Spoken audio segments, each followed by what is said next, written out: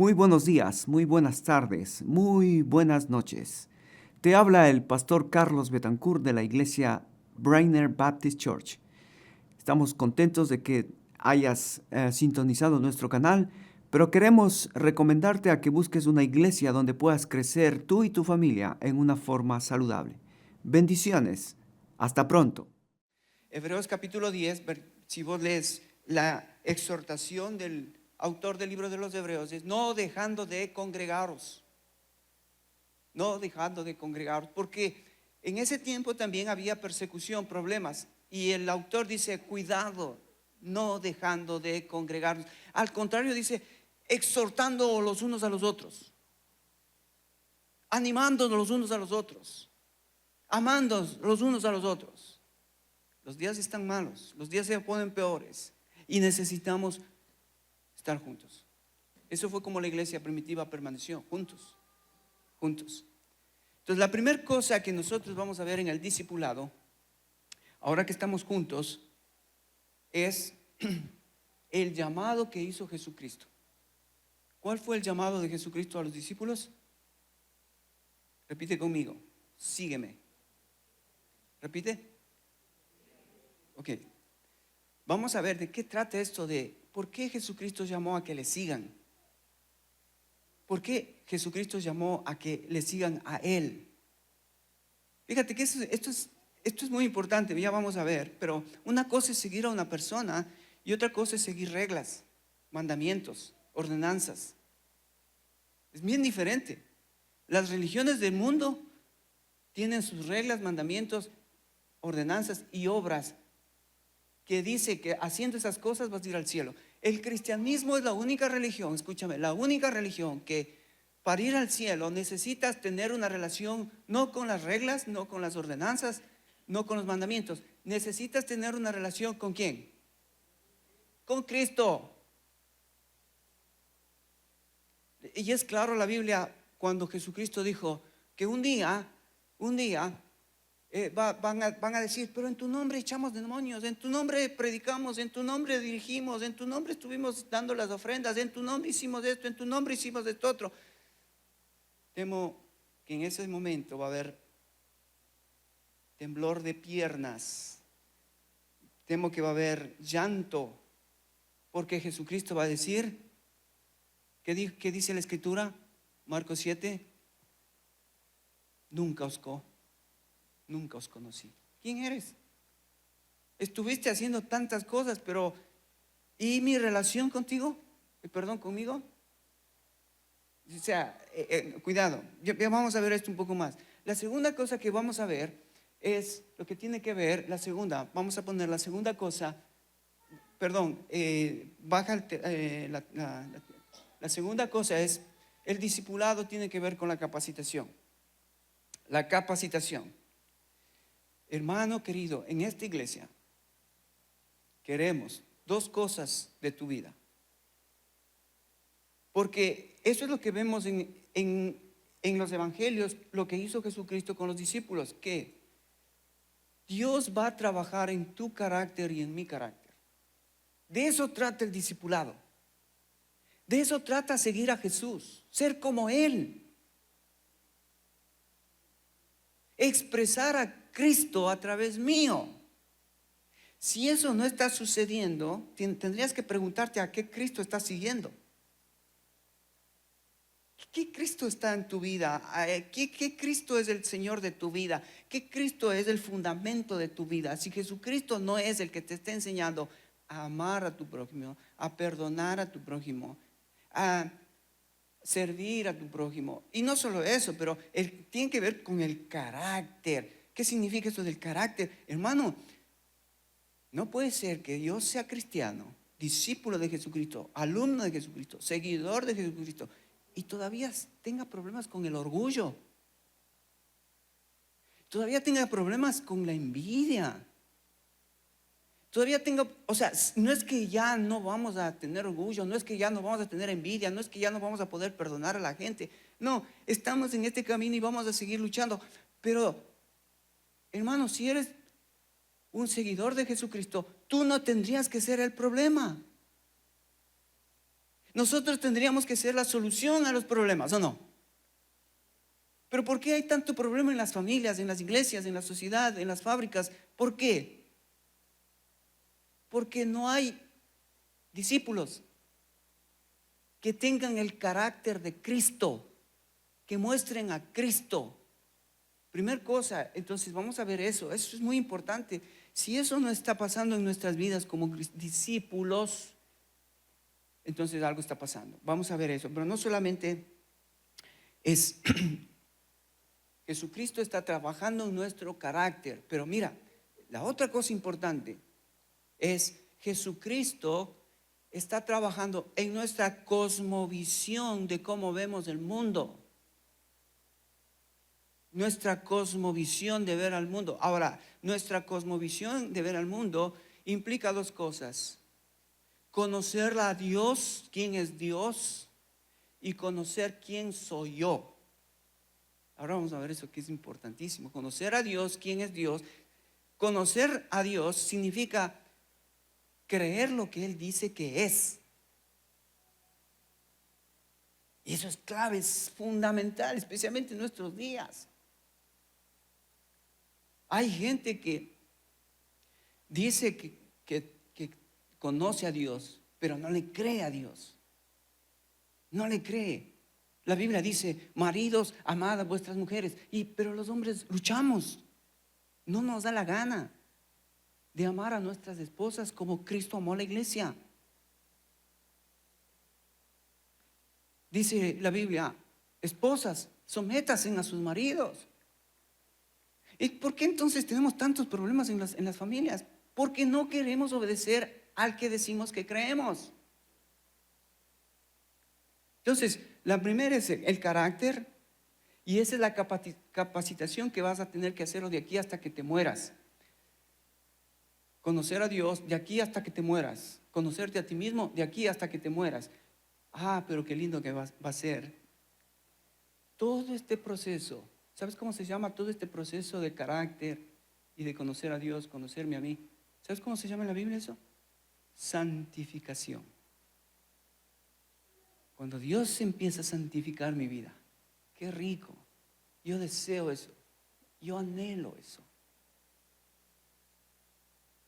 Ese debería ser nuestro deseo, nuestro anhelo. Santificación en mi carácter, santificación en mi cosmovisión de ver el mundo como Dios lo ve. Agradarle a Cristo, esa es mi pasión. Entonces está el llamado, está la capacitación y por último está lo que Jesucristo lo llama la gran tarea. ¿Cuál es la gran tarea? Algunos predicadores han dicho es la gran omisión de la iglesia, pero no, es la gran comisión de la iglesia. ¿Cuál es la gran comisión de la iglesia, hermanos? ¿Se acuerdan? Dilo, hermita, dilo fuerte. Ir y hacer discípulos. Esa es la gran comisión. Así que si tú no estás haciendo la gran comisión, ¿tú serás discípulo de Jesucristo?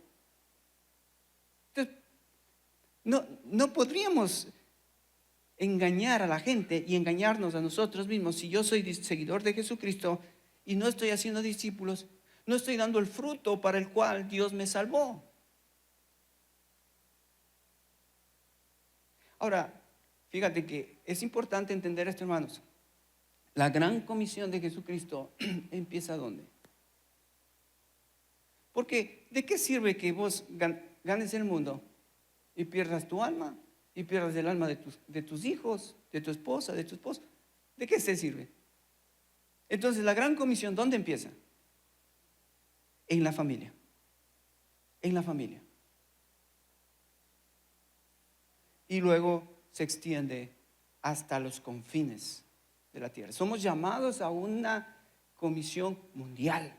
Qué precioso. Estás invitado a un proyecto mundial. Vos no sé si te das cuenta, pero estás parte de un proyecto divino. Y el proyecto divino nos lleva a ocuparnos no solo de nuestra Jerusalén, pero tendríamos que ocuparnos de nuestra Samaria y de hasta lo último de la tierra.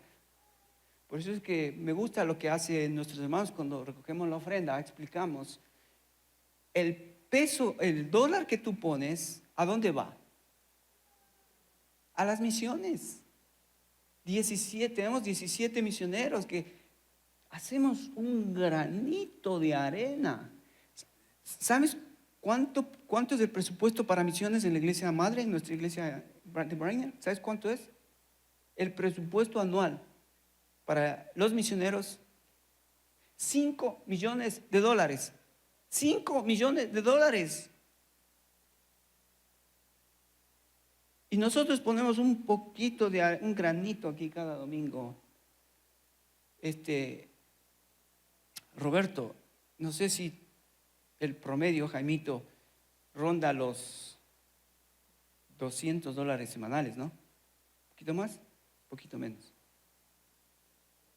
250, pongamos.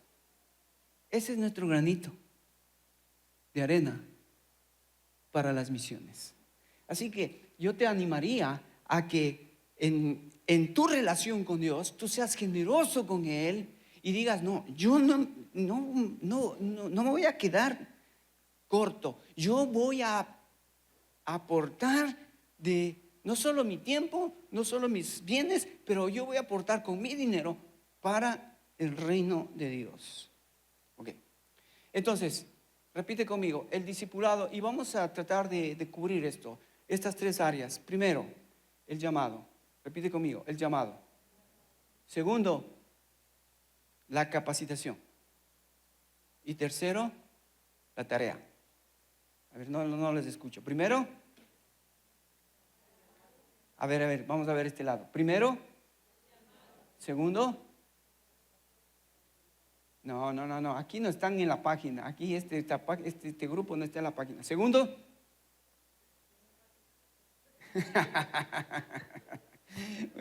capacitation. Muy bien, Silvita. Felicitaciones, tu inglés. Estás aprendiendo muy bien. Capacitation. ¿Y este grupo? Tarea 3. No escucho. Entonces, fuerte. Primero. Segundo. Tercero. Tarea. Bueno, si tú eres un discípulo de Jesucristo, tú tendrías que estar haciendo estas 3 cosas desde el momento en que tú fuiste salvo. Ahora, si es que no has tenido la oportunidad de entender esto, ya ahora puedes comenzar. En esta iglesia queremos y deseamos que esto pase en tu vida. Que has sido llamado, has sido llamado a ser capacitado, y si estás siendo capacitado, entonces ya estás en el momento de estar comprometido con la tarea, llevar adelante la gran comisión de Jesucristo. Bien, Mateo capítulo 4. Por favor, ven conmigo. Vamos a leer. A propósito, hermanita, gracias por mi Biblia. Gracias, cómo le extrañé, no sabes. Más que a mi mujer.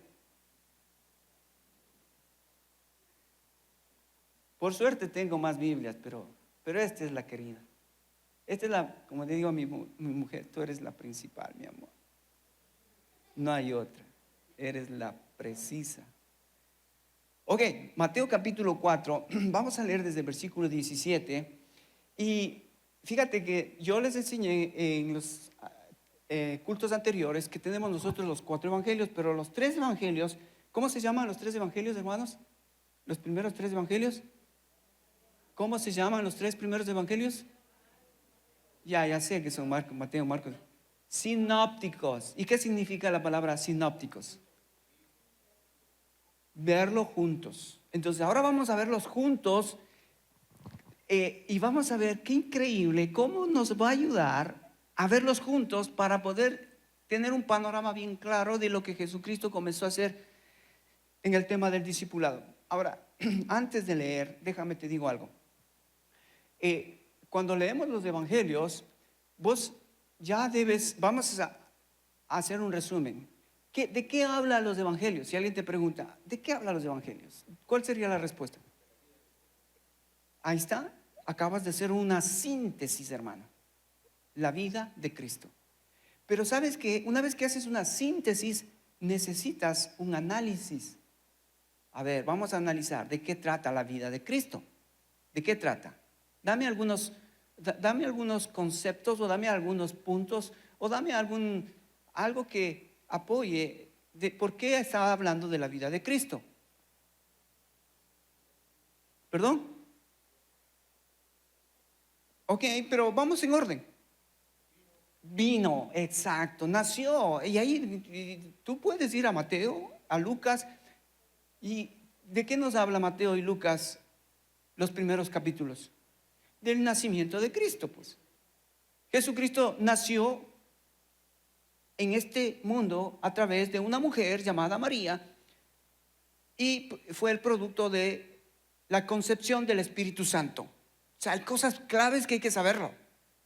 Hay cosas puntuales, hay cosas que no puedes olvidarte o sacarlos, porque sacas eso y sacas la esencia de la historia. Entonces yo tengo que saber la esencia, el condumio, el punto clave de eso. Ok, vino Jesucristo. Entonces, si seguimos, ¿cómo podríamos seguir con la vida de Jesucristo? El ministerio, claro, allí vino, creció, y a los 30 años empieza el ministerio. Y cuando nosotros hablamos del ministerio, ¿qué podríamos decir de Jesucristo? Puntual, claro. Fue igual que los profetas, fue igual que los otros hombres piadosos que existen o existieron en este mundo. Él fue igual que todos. ¿Dónde radica la diferencia de él? Su poder, su sabiduría. ¿Por qué le hace diferente el poder, la sabiduría de Jesucristo del resto? ¿Por qué? Porque Él es el Hijo de Dios. ¿Ves? Si yo pierdo de vista que Jesucristo, cuando Él vino a este mundo a enseñar, a predicar, a sanar, pierdo de vista que Él es el Hijo de Dios, yo voy a perder el condumio del ministerio de la obra de Jesucristo aquí en la tierra. Porque escúchame una cosa, hermano. ¿Qué hombre pudo caminar por el agua? ¿Has escuchado algún hombre?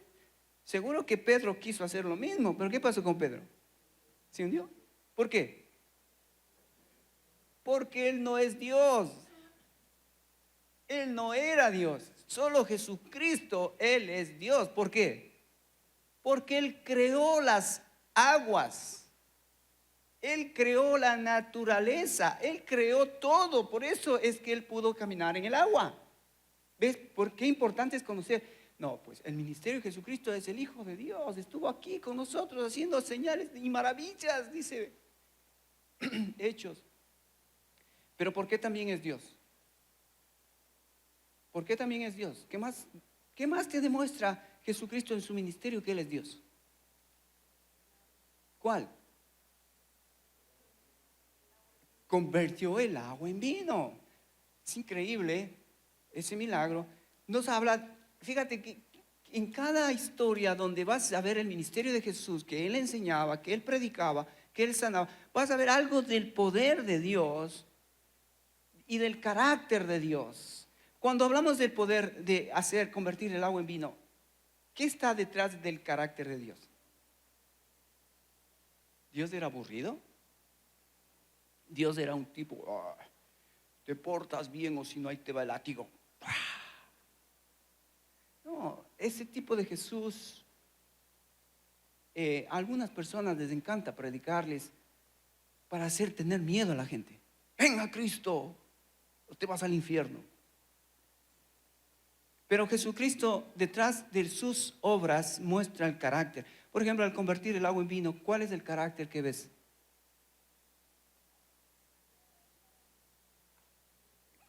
Cuando el hombre está cuando el hombre está participando en una boda y hay vino, ¿qué hay? Alegría, gozo, ¿verdad? Jesús no era aguafiestas. Jesús tenía gozo, alegría, y había una fiesta, Él iba y se divertía con sus discípulos, con su madre, con su gente. Jesús le invitaban a un banquete, él iba al banquete. Por eso es que le decían, este anda solo con pecadores. Le gusta andar con los pecadores y las pecadoras. Porque él aprovechaba esas oportunidades ¿para qué? Para mostrarles que él era el Hijo de Dios. Para que creyendo en él tengan fe y se salven. Bien, el ministerio de Jesucristo. ¿Qué otra cosa podrías ver en el ministerio de Jesucristo? ¿Qué otra cosa? Que él era diferente. Ok, cuando hablamos de Dios visto a los ciegos, podemos meternos en el tema de las sanidades, ¿verdad?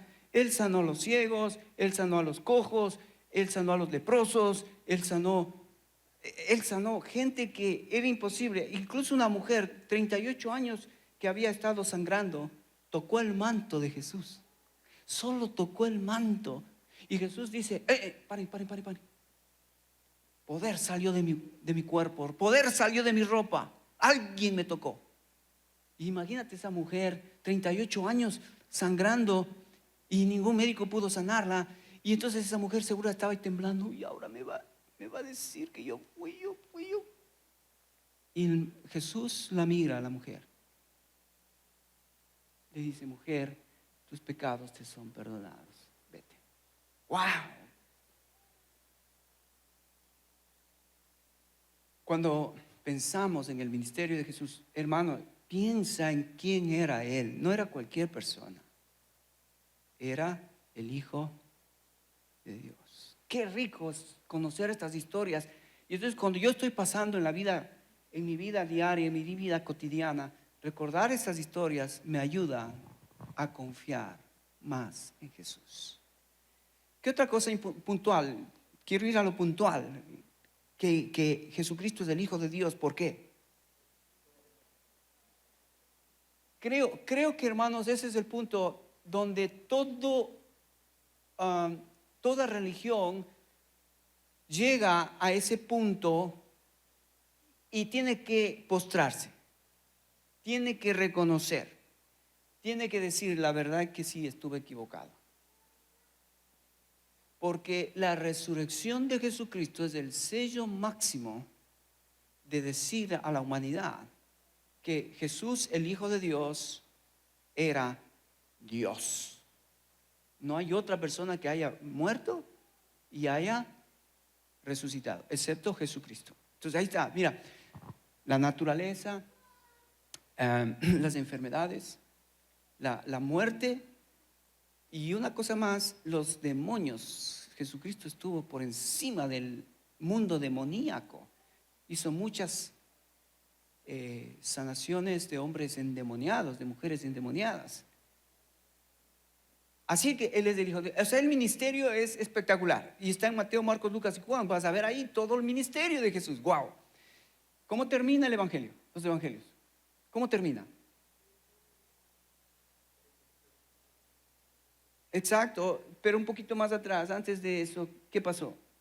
Justamente lo que mencionamos, que Él murió en una cruz, fue sepultado y al tercer día resucitó. Pero el punto de su resurrección, hermanos, el punto de su resurrección, para nosotros eso es la noticia, la gran noticia. La resurrección de Jesucristo es lo que nos da la esperanza. Pero hermano, hay una esperanza gloriosa mucho más que la resurrección para nosotros los cristianos, porque para los impíos la resurrección tiene que ser el punto donde necesitamos reconocer a Jesucristo como el Hijo de Dios. Pero para nosotros los que ya hemos reconocido a Jesucristo como el Hijo de Dios, sabes que nuestra expectativa crece porque nosotros estamos esperando que Él regrese. Qué maravilloso esto, hermano. Estamos esperando que Él regrese. El Rey dijo que va a regresar. Por eso es que nuestra vida cristiana requiere santificación hasta que Él venga. La santificación es importantísimo. Ya vamos a ver eso, pero entonces nosotros estamos esperando al Salvador, al Rey. El rey se fue, pero el rey dijo que va a volver. Acuérdate las parábolas de las 10 vírgenes. ¿Por qué crees que dijo? ¿Por qué contó la parábola de las 10 vírgenes? Porque habían 5 insensatas y 5 prudentes. ¿Y cuál es la lección de esa parábola? Prepararnos para recibir al novio. Y no ser insensato como las vírgenes que no estaban con la lámpara prendida. Eso significa que no tenían el Espíritu Santo de Dios. Pero las prudentes tenían las lámparas llenas del Espíritu Santo, esperando a su Señor, esperando al novio. Bueno, mira, pum, llegamos, termina la vida de Jesús. Pero hermanos, mientras Jesucristo vino a morir para salvar la humanidad, Él en el camino decidió, en el plan eterno y soberano de Dios, llamar gente. Entonces, no solamente era el hecho de venir y salvar la humanidad, pero mira, vamos ahí, Mateo capítulo 4. Ahora vamos a meternos en el tema de el discipulado. ¿Por qué Jesucristo comenzó a llamar gente? Mira, verso 17. Desde entonces comenzó Jesús a predicar y a decir: arrepentíos, porque el reino de los cielos se ha acercado. Wow. Este era el gran mensaje de Jesucristo. Este era el mensaje de Juan el Bautista. Arrepiéntanse, el rey está aquí, el reino ha venido.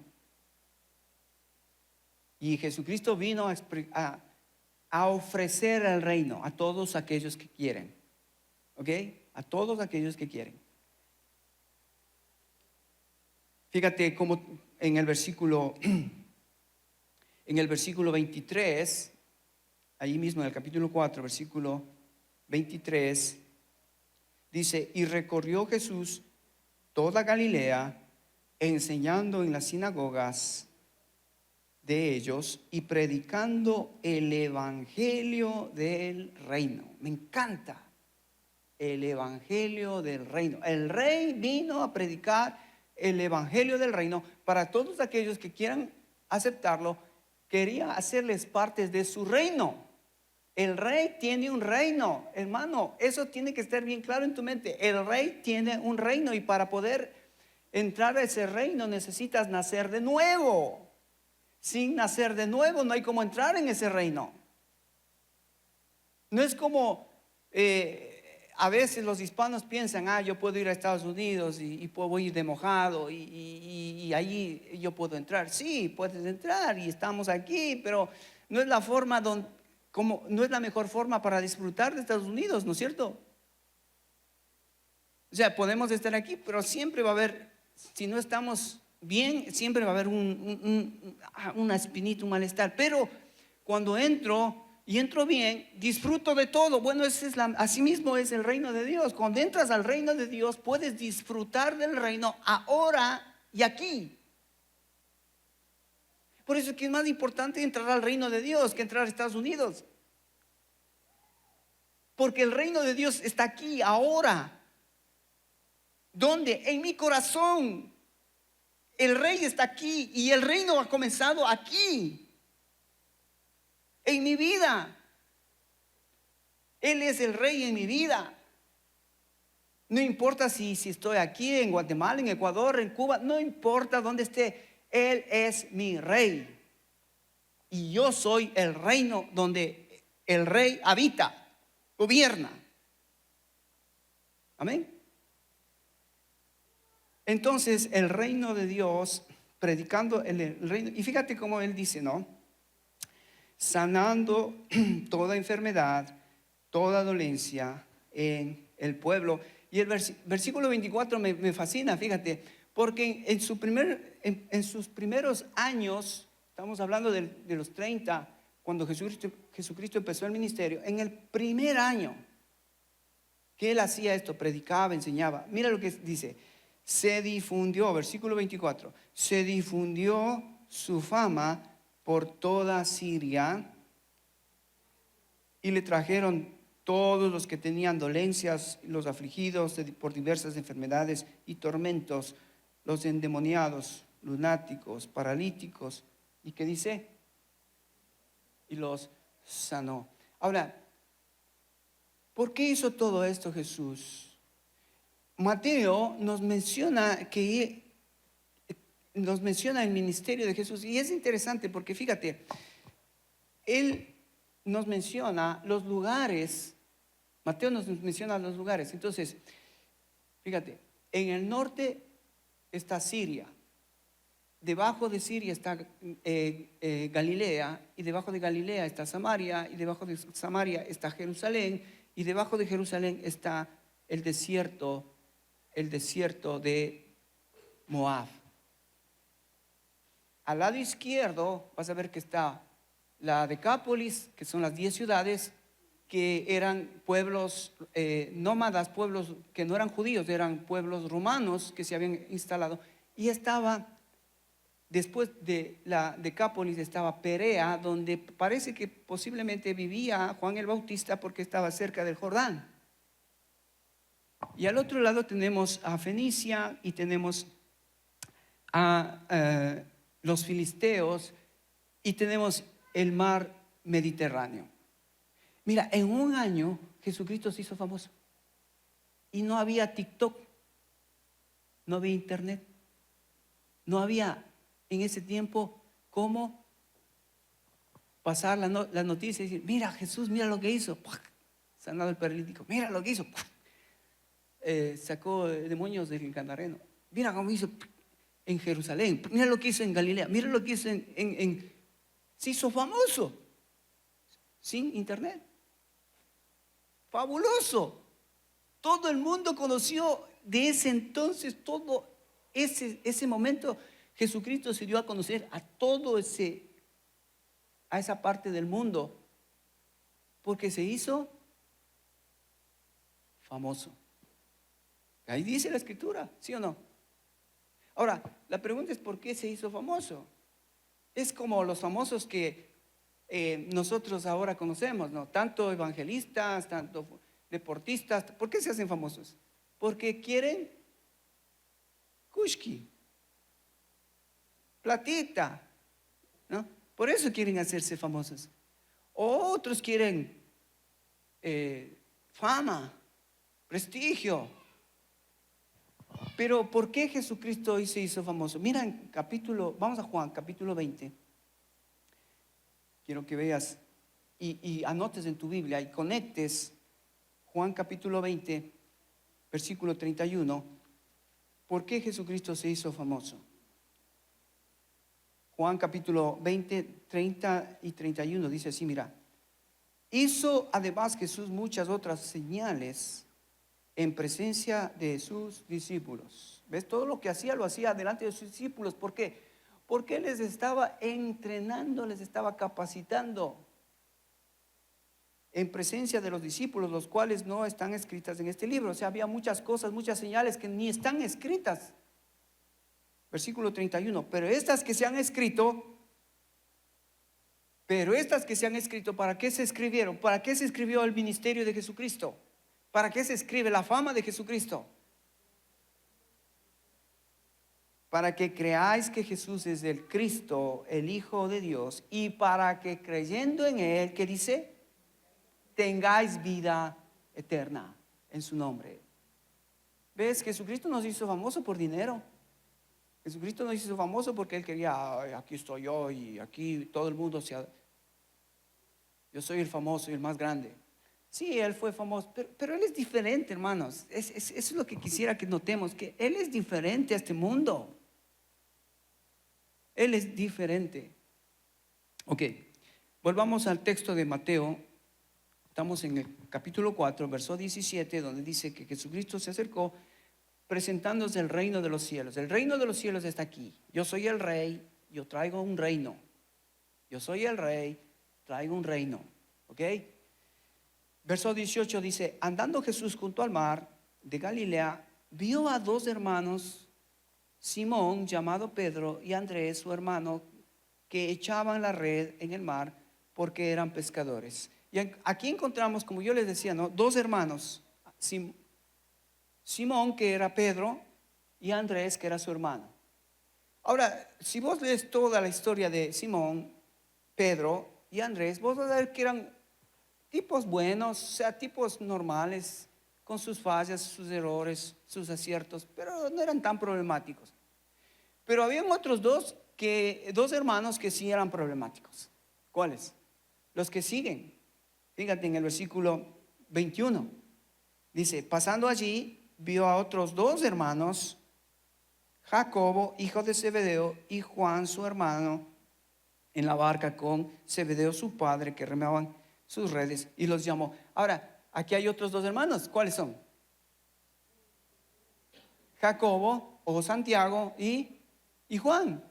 Acuérdate, cuando veas San Jacobo, pues puede ser traducido también como Santiago. Santiago Jacobo es el mismo nombre traducido. Entonces, pero ¿qué pasa con estos dos? En Marcos dice que Jesucristo los puso un sobrenombre. ¿Cuál es el sobrenombre que los puso? Hijos del trueno. O sea, parece que no. ¿Por qué les pondría hijo del trueno? ¿Ah? Marisela, ¿tú tienes algún hijo que es hijo del trueno? Yo conozco unos dos ahí que son hijos del trueno. Eran problemáticos.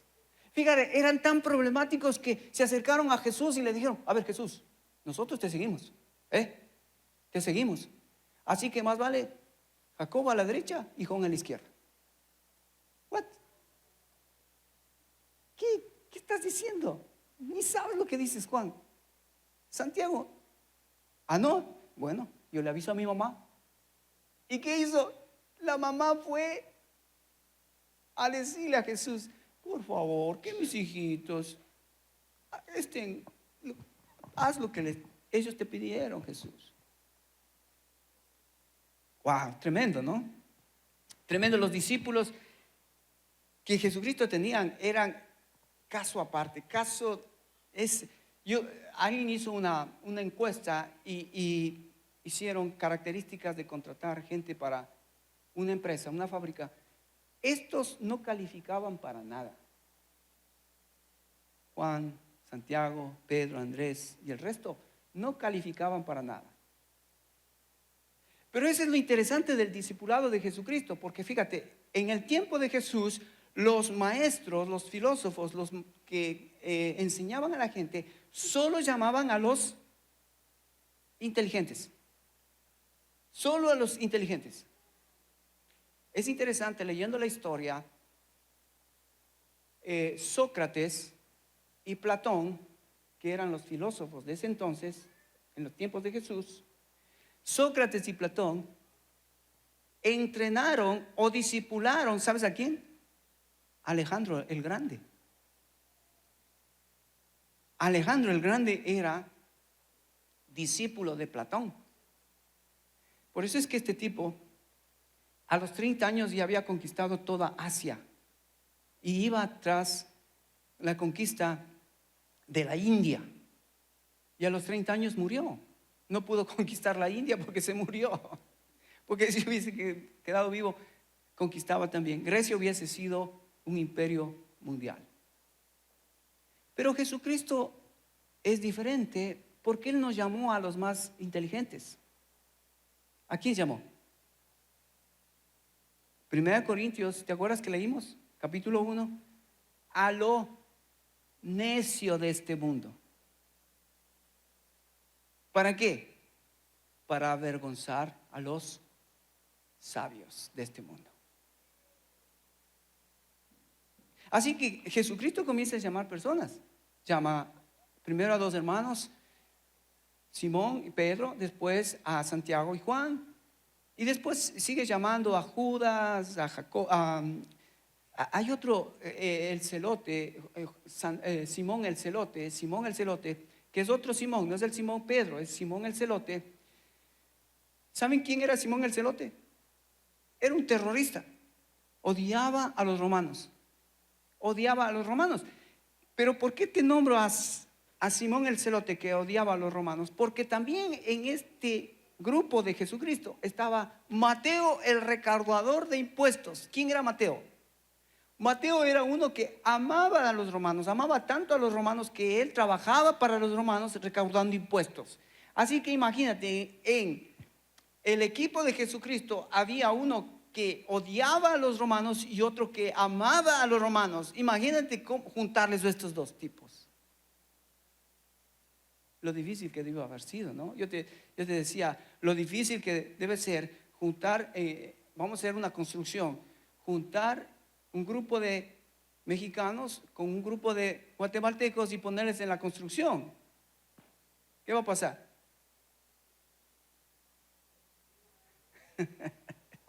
Hermano, yo conozco muchos mexicanos que se creen muy vivos, muy listos. Y conozco de los guatemaltecos que, bueno, ahí sí, yo la llevo. Pero no, en el reino de Dios no es así. En el reino de Dios, tanto el mexicano como el guatemalteco, como el ecuatoriano, como el cubano, somos delante de Dios, ¿qué? Iguales. No hay ni uno mayor ni uno menor, todos somos iguales. Por eso podemos sentarnos aquí, porque hay una cabeza y nos sometemos a la cabeza, ecuatorianos, mexicanos, guatemaltecos. Cualquier persona que venga a esta iglesia tiene que someterse a la cabeza, que es Jesús. De eso se trata el reino. De eso trata el reino.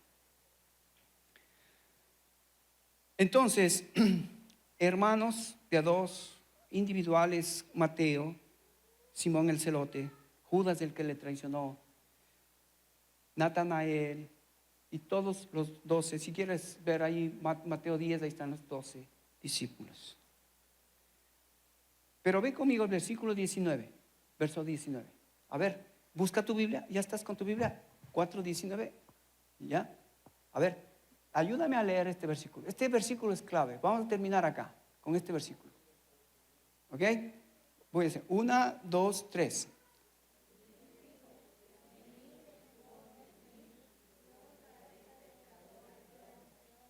A ver las mujeres.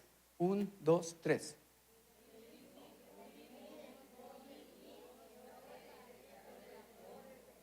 Bien. Ahora los hombres.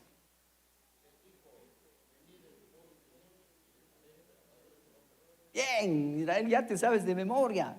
Perfecto. Eso está aquí ya, ¿no es cierto? Ahora, ¿qué significa esto que acaba de decir Jesús?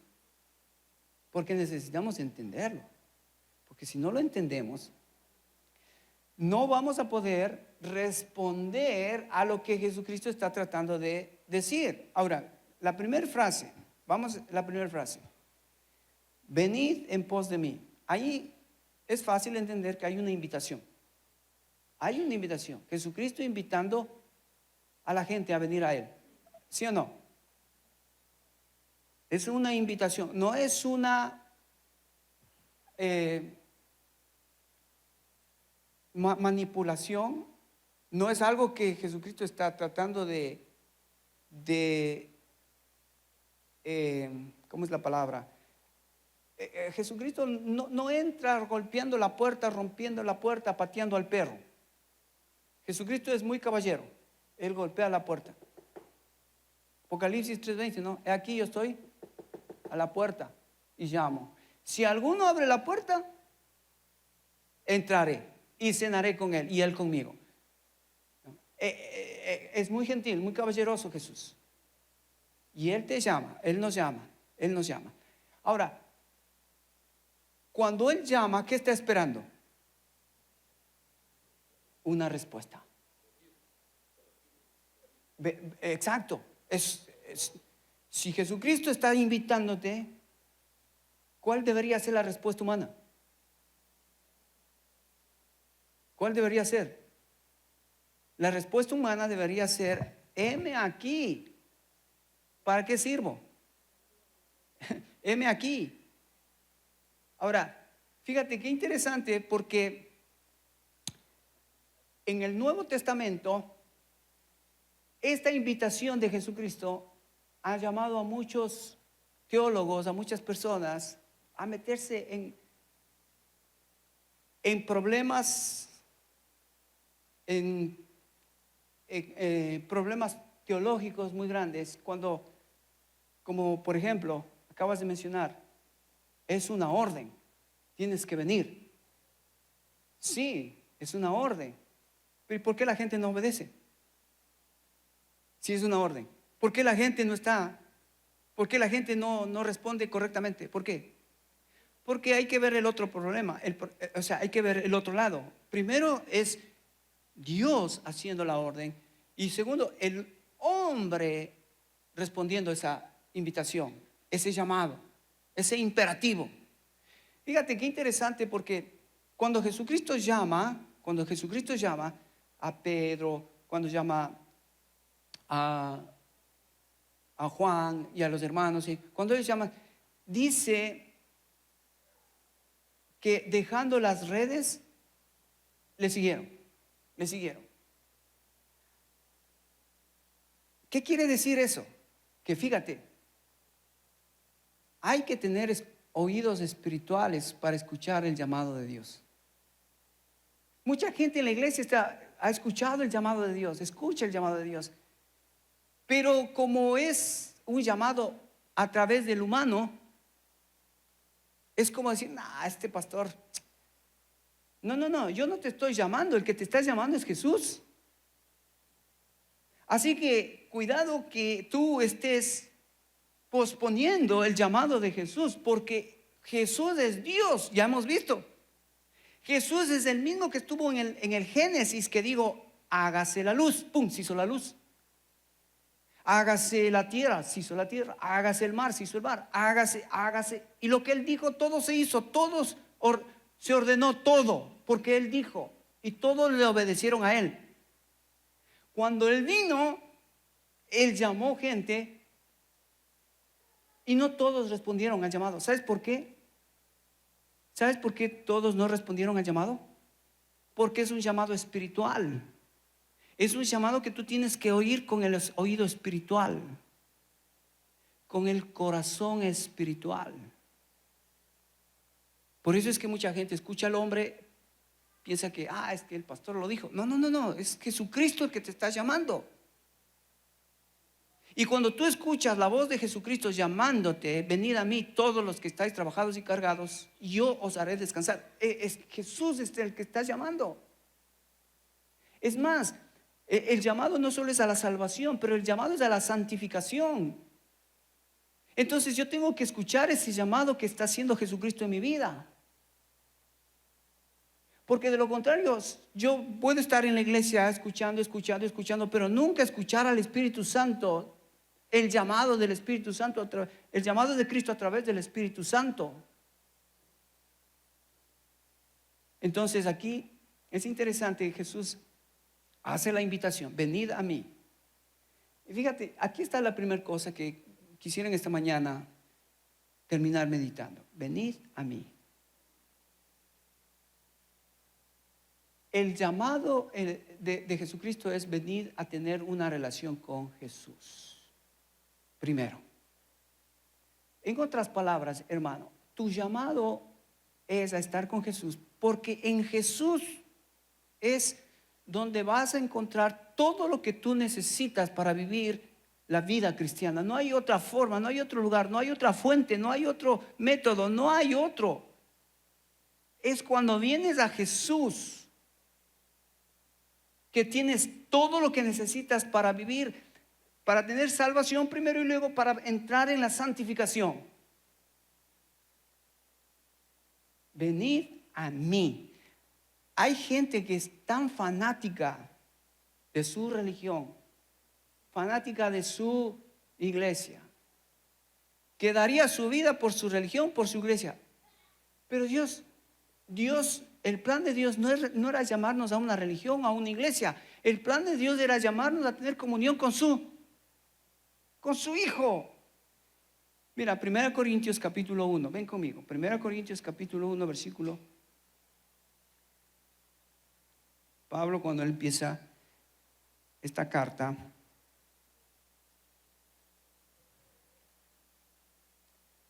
versículo 9, 1 Corintios 1:9 dice así: fiel es Dios por el cual fuisteis, ¿qué dice?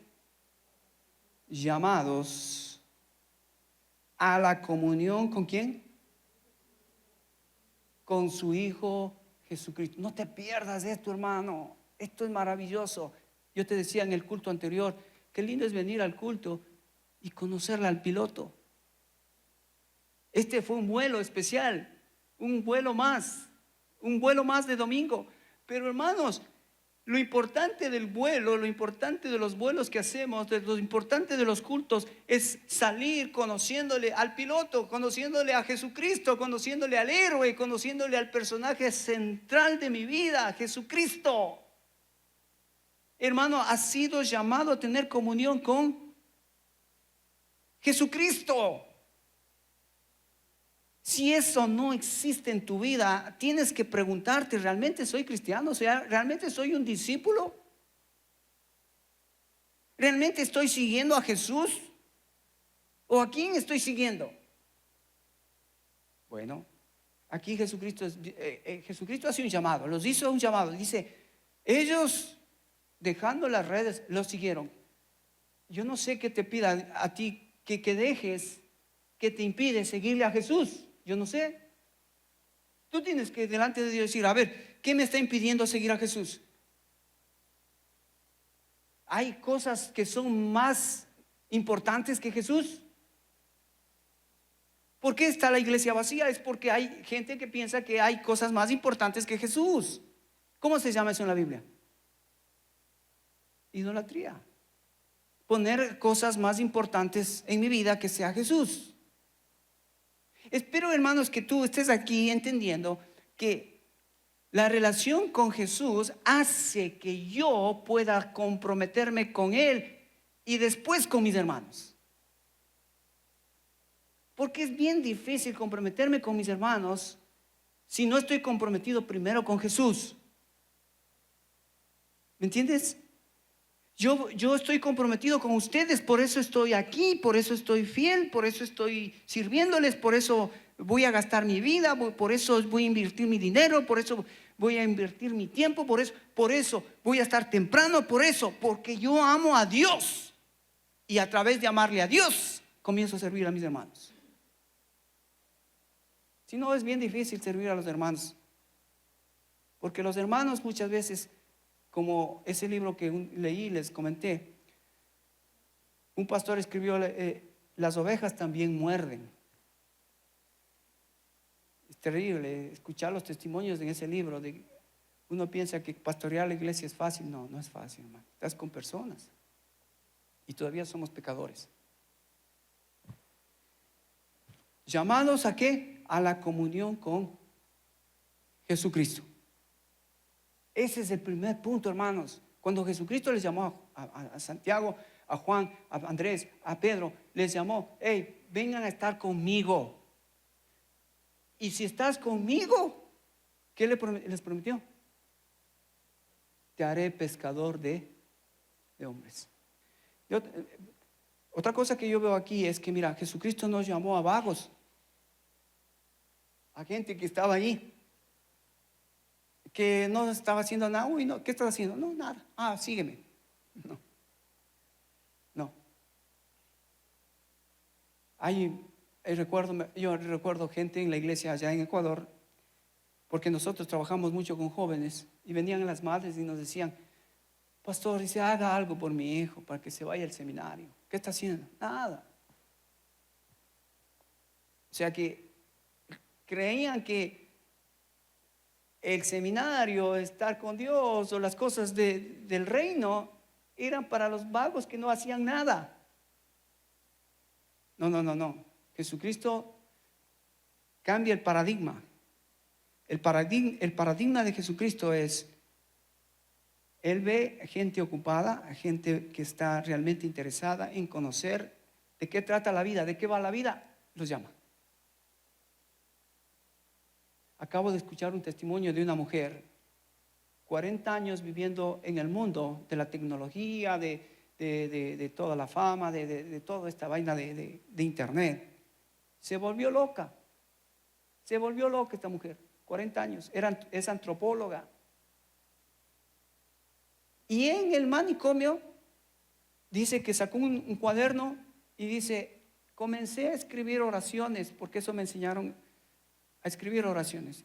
Y dice, yo puse en el cuaderno esta oración y comentó cuál es la oración que ella puso. Dice, Dios, si realmente existes, ayúdame en este momento de mi vida. Punto. Y sabes, dice, no sé cómo, pero tuve una Biblia y comencé a leer la Biblia. ¿Y qué crees que hizo Dios? Lo llamó y escuchó, y ahora es una influencer, es cristiana, que está contando su testimonio, cómo Cristo le llamó, le encontró, le salvó y ahora le está usando para su gloria. Entonces, la primera cosa, hermanos, asegúrate que tú has escuchado el llamado a estar con Él, primeramente, a la comunión con su Hijo. Pero no solamente a la comunión con su Hijo. Fíjate lo que dice segunda de Corintios, capítulo 5, verso 17. Este es un texto que tú sabes de memoria, pero mira lo que dice este texto, Pablo. Dice, de modo que si alguno está en Cristo, y esa es la clave, hermanos, en Cristo, comunión con Cristo, ahora en Cristo. Nueva criatura es, las cosas viejas pasaron y aquí todas son hechas nuevas. Versículo 19 dice, el 18, 2 Corintios 5, 18 dice, y todo esto proviene de Dios, quien nos reconcilió consigo mismo por Cristo y nos dio el ministerio de la reconciliación. Qué precioso. Fíjate, nosotros estábamos enemistados con Dios. Nosotros no teníamos ningún tipo de comunión con Dios. Pero en Cristo fuimos reconectados a la comunión y hemos sido reconectados a la ¿qué? A la reconciliación con el Padre. Así que ahora tenemos comunión con el Hijo y tenemos reconciliación con el Padre. Eso es cristianismo. Cuando entiendo que estoy conectado en comunión continua con Cristo, pero ahora tengo una relación correcta con el Padre a través de Jesucristo su Hijo. Y soy transformado a la imagen de Jesucristo por su Espíritu Santo. O sea, la santificación en mi vida ha empezado. Entonces, mi comunión con Cristo, mi reconciliación con el Padre y mi santificación a través del Espíritu Santo. Eso es cristianismo, hermanos.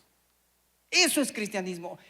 En eso tendríamos que estar día y noche escudriñando, profundizando qué significa esto, que he entrado en una comunión con Jesucristo su Hijo, en una reconciliación con el Padre y en una transformación y santificación con el Espíritu Santo. De eso trata la vida cristiana. El discipulado es de eso, hermanos. El discipulado es caminar con el Padre, el Hijo y el Espíritu Santo, de tal manera que la información que recibes traiga transformación. Traiga transformación.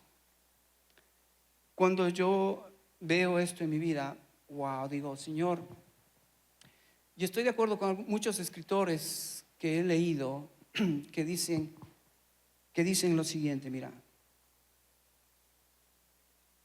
nunca estarás satisfecho hasta que Jesús sea todo lo que necesitas. ¿Escuchaste? Nunca serás satisfecho hasta que Jesucristo no sea todo lo que necesitas. Porque cuando estés satisfecho en Cristo, escucha, cuando estés satisfecho en Cristo, Dios el Padre obrará a través tuyo de una forma más gloriosa.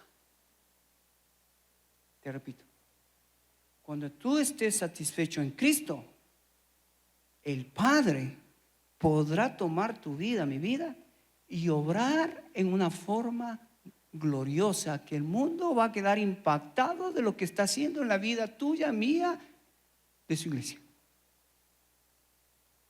Entonces no es poca cosa entender esto. El llamado de Jesucristo. Pedro, ven. Pedro seguramente ni sabía, pero Pedro hizo todo lo que debemos nosotros hacer. Deja tus redes y síguele. Deja tus redes y síguele. Pero ahora nosotros estamos tan preocupados, tan ocupados, tan sobrecargados con tantas cosas que no entendemos. El llamado es simple: a seguirle a Cristo, a amarle a Cristo, a conocerle a Cristo, a servir a Cristo. Porque el cristianismo no son reglas. El cristianismo es: ama a Cristo, enamórate de Cristo, que Cristo llene tu vida, que Cristo sea tu satisfacción, que Cristo sea. Pablo dijo: Cristo en vosotros, la esperanza de gloria. En Él estáis completos. En Cristo. Si la iglesia no experimenta esto, hermanos, el mundo va a sufrir. Mi familia va a sufrir. La iglesia va a sufrir. Tus amigos van a sufrir. Si tú no estás dejando que Cristo sea todo lo que necesitas para ser feliz. El llamado a seguir a Cristo. Espero que en esta mañana todos aquí presentes hemos abierto un poquito la vida espiritual. El llamado de Jesucristo, el llamado del Padre, el llamado del Espíritu Santo a tener comunión con el Hijo. Amén. Amén. Ok, cierra tus ojos.